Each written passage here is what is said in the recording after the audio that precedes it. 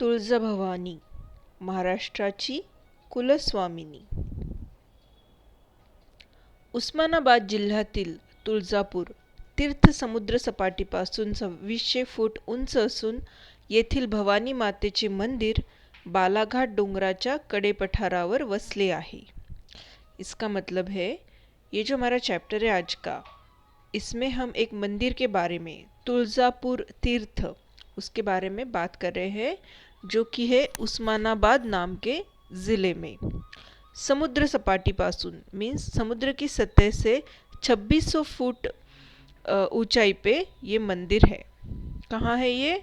बालाघाट नाम के डोंगर डोंगर डोंगर यानी क्या? पर्वत के कड़े पठारावर. उसका जो पठार है मीन्स उसकी जो चोटी है, टॉप ऑफ द हिल जो होता है, टॉप ऑफ द माउंटेन जो होता है, उसके ऊपर वो है.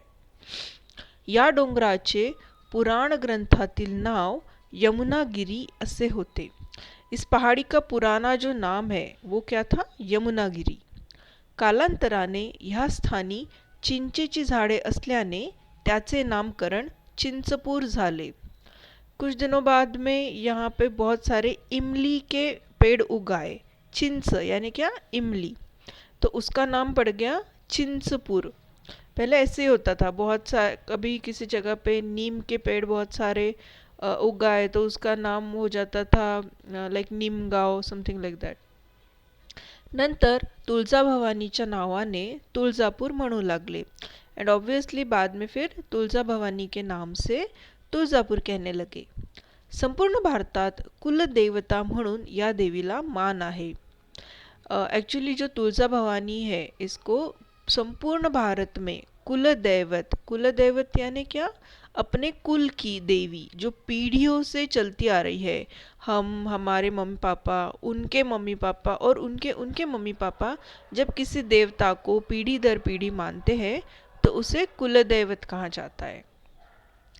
कृतयुगात अनुभूतीसाठी, त्रेतायुगात श्रीरामचंद्रासाठी, द्वापार युगात धर्मासाठी आणि कलियुगात छत्रपती शिवरायांसाठी आशीर्वाद रूपाने ठरलेली ही माता भवानी. ये जो हमारा इंडियन कल्चर है, इसमें हमने बहुत सारे युग देखे हैं. आपने काफ़ी कुछ सुना होगा इन युगों के बारे में, स्पेशली त्रेता युग, सतयुग, मत्स्य युग, ऐसे सब युग आते जाते रहे हैं. उसमें से एक युग हो गया कृतयुग, जो भगवान श्री रामचंद्र के भी पहले का माना जाता है. वहाँ पे अनुभूतिसाठी, अनुभूति नाम की एक स्त्री थी. देखते हम कौन थी वो आगे. तो उनके लिए त्रेता युगात श्री रामचंद्रासाठी, मतलब ये देवी बहुत पुरानी, बहुत पावरफुल है कि त्रेता युग में भगवान श्री राम के लिए भी ये वरदायी थी.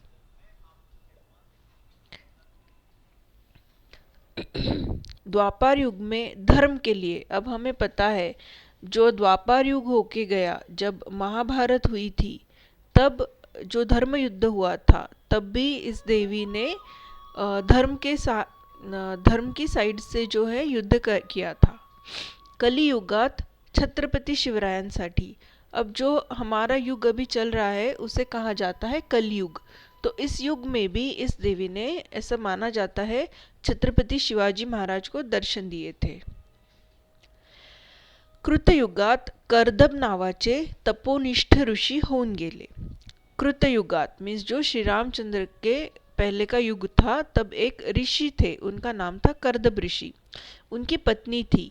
त्यांची पत्नी अनुभूति रूपसंपन्न व पतिव्रता होती. उनकी पत्नी का नाम था अनुभूति. वो बहुत ज़्यादा सुंदर थी और पतिव्रता थी. पतिव्रता मतलब जो स्त्री ऐसी घर में अपने पति की सेवा करती है, प्रेम पूर्वक, आदर पूर्वक घर में रहती है, वो स्त्री. सुदैवाने तिला पुत्र रत्न प्राप्त झाले. कुछ दिनों बाद उन्हें एक बेटा हुआ. परंतु त्यांचा सुखी संसार फार काळ टिकला नाही. बट ज़्यादा दिन उनकी ये जो लाइफ थी ये कंटिन्यूड नहीं रही. कारण कर्दब ऋषींनी लवकरच इहलोकाची यात्रा संपवली. क्योंकि कर्दब ऋषि जो थे वो बहुत ही जल्दी पृथ्वी से चले गए. इहलोक, इहलोक यानी जो पृथ्वी पे लोग रहते हैं, जो अपनी नॉर्मल लाइफ चल रही होती है, सिर्फ कहते हैं इहलोक की यात्रा, जो हम धरती पे जीवित है, अब पहले से होता था, पति मर जाता था तो बहुत सी स्त्रियाएं जो है वो पति के साथ भी खुद को ख़त्म कर देती थी, उनके साथ ही खुद को जला देती थी, लाइक उनके साथ ही मर जाती थी, तो उसे कहते थे सती जाना। तो अब अनुभूति को लगा कि भाई अब मैं क्या करूँ पृथ्वी पे रह के, तो मैं भी इनके साथ चली जाती हूँ। त्यामुळे अनुभूतीने सती जाण्याचा निश्चय घेतला, पण ऋषींनी समजावल्यामुळे तिने पतीसोबत सहगमन केले नहीं। बट वहाँ पे जो दूसरे ऋषि मुनि थे, वहाँ पे रहने वाले जो दूसरे ऋषि मुनि थे, उन्होंने अनुभूति को समझाया कि नहीं, ऐसे सती जाना वगैरह अच्छी बात नहीं है, तो तुम जीवित रहो। त्यामुळे तिने पतीसोबत सहगमन केले नाही। सहगमन करना मतलब क्या, साथ साथ में चले जाना। आपल्या पुत्राला ती गुरुगृही सोडून, पहले के ज़माने में आपने सुना होगा कि गुरु के आश्रम होते थे, वहाँ पे बच्चे जो है वहीं पे रह के काम करके शिक्षा प्राप्त करते थे। शिक्षा जो भी पढ़ाई वगैरह होती थी उनकी, वो गुरु के घर पे ही करते थे। उसी प्रकार अनुभूति ने उसको भी अपने गुरु के यहाँ छोड़ दिया और आगे क्या किया, मेरू पर्वता नजीक असलेल्या मंदाकिनी नदीच्या परिसरात गेली। वहाँ पे एक पर्वत था, मेरू पर्वत, वहाँ पे एक नदी थी मंदाकिनी नाम की, वहाँ पे वो चली गई, मोस्टली जंगल में। तिथे आश्रम बांधून तिने तपश्चर्या सुरू केली। तो वहाँ पे उसने खुद की कुटिया बना ली, आश्रम झोपड़ी जो भी था बना लिया, और जंगल में वो तपश्चर्या करने लगी। उस्मानाबाद जिल्ह्यात तिची तपश्चर्या सुरू असताना कुकर नावाच्या दैत्याने पाप वासनेने तिला स्पर्श केला। अब उसकी जो थी तपश्चर्या शुरू थी। अब ये सब जो थे दैत्य उस जमाने में भी थे, राक्षस होते थे, यहाँ पे आप देख सकते हो। तो उसकी तपश्चर्या जब शुरू थी तब उसने उसको बैड टच किया, और उससे क्या हुआ, वो जो भी तपश्चर्या कर रही थी, समाधि में थी, वो भंग हो गई। भंग हो गई मतलब टूट गई। तिने आदि शक्तीचा धावा केला। उसने जो है देवी की प्रार्थना की कि ये दैत्य से मुझे बचाओ। उसने अपनी तपश्चर्या से उतना बल तो उसने प्राप्त कर लिया होगा कि देवी ने उसकी पुकार सुन ली। खरोखरच देवी भवानी मातेच्या रूपाने त्वरित धावून आली। त्वरित यानी क्या, फट से, बिल्कुल समय गंवाए बिना जो देवी माता थी वो अनुभूति की पुकार सुन के दौड़ के आ गई। तिने दैत्याशी युद्ध सुरू केले। उसने क्या किया, वो जो राक्षस था, दैत्य था, उससे उसने युद्ध शुरू कर दिया। दैत्य भी पावरफुल था। उसने क्या किया, दैत्य ही महिषाचे रूप घेऊन आला। महिष यानी क्या, भैंस। भैंसा कैसे होता है, एकदम क्रूएल होता है, ताकतवर होता है, तो वैसा ही रूप लेके वो दैत्य आ गया। तब देवी ने क्या किया, तेव्हा देवीने त्रिशूळाने त्याचे शीर वेगळे केले। शीर यानी क्या, उसका सिर, उसका मस्तक जो है वो गले से उसने काट दिया। कैसे काटा, त्रिशूल से। ही भवानी देवी वेळीच अनुभूतीच्या रक्षणासाठी त्वरित धावून आली। तिला त्वरिता असे नाव पडले, क्योंकि ये जो देवी थी आदि शक्ति, इसने कौन सा रूप लिया था, भवानी माते का, और वो फट से आ गई थी, जल्दी जल्दी आ गई थी। त्वरित बोलते हैं उसे मराठी में। तो त्वरित आ गई थी अनुभूति के लिए, तो उसका नाम क्या पड़ गया, त्वरिता। बाद में फिर त्वरिता कहना काफ़ी लोगों के लिए मुश्किल जाता था उसमें, क्योंकि संयुक्त शब्द है। धीरे रह के लोगों ने उसका नाम तुरजा किया, और तुरजा का हो गया तुळजा, इसलिए उसे तुळजा भवानी कहते हैं। भवानी मातेच्या मंदिरात जाण्यासाठी महाद्वार लागते। आप ये देख सकते हो, यहाँ पे ऐसा जो है वो बड़ा सा दरवाजा है, उस पे भी शिल्प बनाए हुए हैं। त्यावरील काही शिल्प हेमाडपंथी असून तिथे नारद मुनीचे दर्शन घडते। हेमाडपंथी ये एक कला है, इस तरीके से, लाइक कैसे स्ट्रक्चरल उसका ये है दरवाजे का, उस पे से उसको नाम पड़ गया हेमाडपंथी। इस हेमाडपंथी तरीके के काफ़ी मंदिर आपको महाराष्ट्र में देखने के लिए मिलेंगे। तिथे नारद मुनीचे दर्शन घडते, तो इस दरवाजे पे जो है नारद मुनी उनका बनाया गया है शिल्प। पुढे गेल्यावर कल्लोळ तीर्थ लागते। कल्लोळ नाम का एक जगह आती है वहाँ पे। या तीर्थापासून समोरच गोमुख तीर्थ लागते। गोमुख यानी क्या होता है, गाय का मुख जैसा, चेहरे जैसा बनाया होता है, उसमें से कंटिन्यूअसली पानी आता होता है। त्यातून अहोरात्र पाण्याचा प्रवाह वाहतो। अहोरात्र यानी क्या, दिन रात। अहोरात्र यानी दिन रात पाण्याचा प्रवाह वाहतो। ये चीज़ आपको बहुत सारे तीर्थों पे इंडिया में देखने को मिलेगी कि एक गोमुख जैसा मुख होता है और उसमें से कंटिन्यूअसली पानी आ रहा होता है। मातेचा कळस पंचधातूपासून बनविला आहे। जो मंदिर का जो कलश है वो पंचधातु से बनाया गया है। मंदिराच्या दोन्ही बाजूस होमकुंड असून त्यावर शिखर बांधले आहे। दोनों साइड में क्या है, होमकुंड है। होमकुंड आप जानते हो, जहाँ पे होम हवन होता है, राइट। तो फिर वहाँ पे होमकुंड बनाए गए हैं और उस पे शिखर बंधे हुए हैं। मंदिराचा सभा मंडप 16 खांबी आहे। सभा मंडप यानी क्या, मंदिर देवी के मूर्ति के सामने बैठने के लिए जगह होती है, तो उसको क्या किया हुआ है, वहाँ पे 16 खंबे हैं, 16 पिलर्स है। गाभाऱ्याच्या मधोमध चांदीच्या सिंहासनावर आरूढ झालेली भवानी मातीची मूर्ती गंडकी शिळेची असून तिने विविध शस्त्रे धारण केलेली आहेत। गाभाऱ्याच्या मधोमध, गाभारा यानी क्या, आपने देखा होगा देवी का या किसी भी देवता का जो मंदिर होता है उसके अंदर एक ऐसे गोलाकार तरह का वो मंदिर होता है, घुमटकार। उसके बीचों बीच जो है वो मंदिर में एक चांदी का सिंहासन है। आरूढ़ झालेली मतलब क्या, बैठी हुई या खड़ी हुई भवानी मातेची मूर्ति, भवानी माता की मूर्ति है।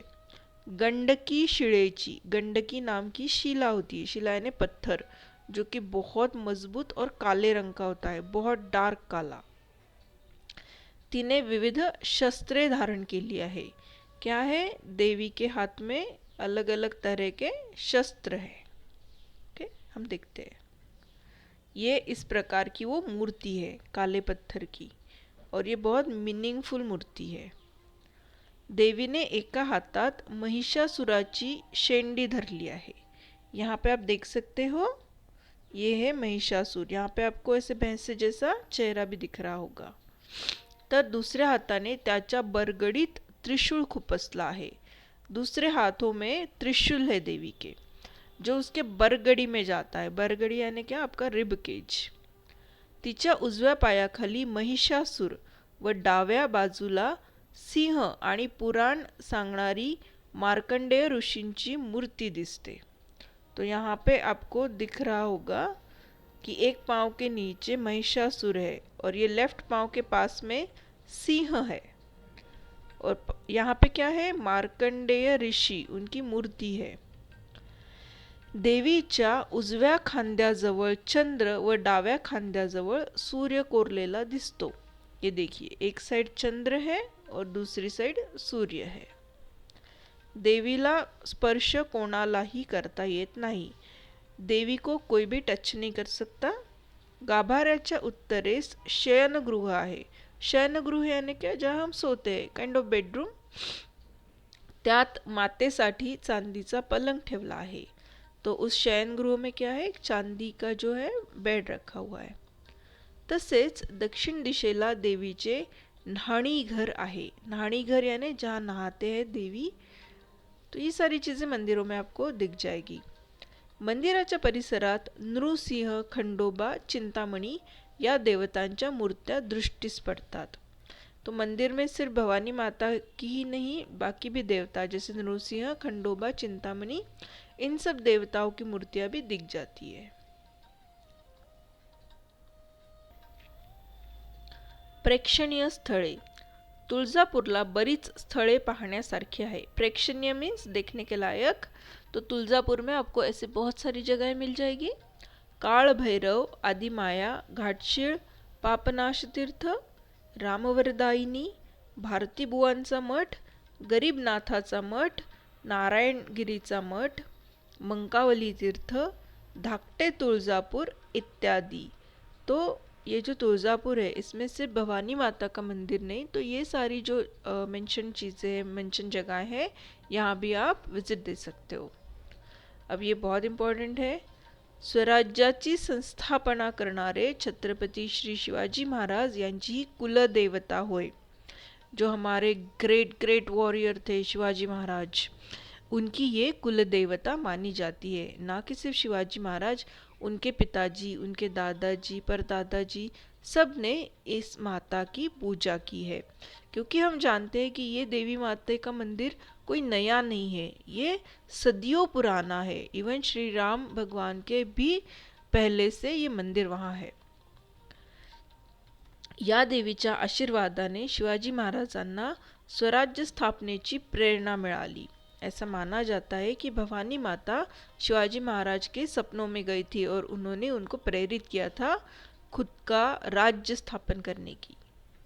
देवी ने महाराजांना दृष्टांत देऊन, दृष्टांत मतलब क्या, सपने में जाना, कुछ मैसेज देना, महाराष्ट्रावरील दुष्ट चक्राचे निवारण करण्यासाठी भवानी तलवार दिली होती। ऐसा माना जाता है शिवाजी महाराज के पास जो भवानी तलवार थी वो खुद देवी ने उनको दी थी, क्योंकि हमने तो देखा अनुभूति पे जो संकट आया उसको देवी ने ही निवारण किया था। अशी आख्यायिका है। आख्यायिका मतलब क्या, कई कहाई बातें, कई सुनी बातें, वो it might be true, it might not be. Bhosale घराण्याची ही कुलदेवता म्हणून ओळखली जाते। भोसले यानी क्या, शिवाजी महाराज का जो घराना था उसे भोसले घराना कहा जाता है। तो यहाँ पे ये चैप्टर खत्म होता है।